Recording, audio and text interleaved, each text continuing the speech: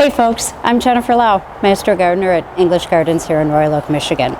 I'd like to show you how easy it is to grow a pothos. Yes, ladies and gentlemen, this is a plant you might have found in your grandmother's home. Why? This is one of those plants that will look good with very little attention. They were smart enough to know it, and now you will too. The brighter colors, it's true, they require a little bit of sunlight in the room, but these dark green ones, or this one called golden pothos, these babies will grow anywhere. See, the beauty of pothos is that they can thrive where light levels are low. There is only so much room on your windowsill, and for people that don't have many sunny windows at all, this plant is a godsend.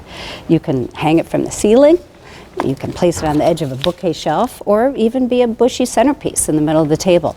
And because it tends to dangle, you can even pair it with something that grows upward, like a cast iron plant or even a snake plant. So, you can leave these tendrils long, but you don't have to. You can trim them. I like to keep mine tidy and have just a few hanging down.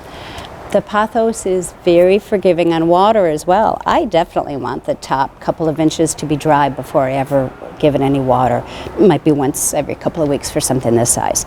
The nutrition needs are very light. I feed it with my standard houseplant fertilizer about once a month, especially during the growing season, which is spring through fall.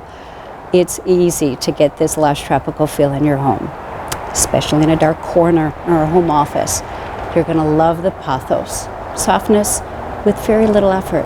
You can do this. Make life beautiful.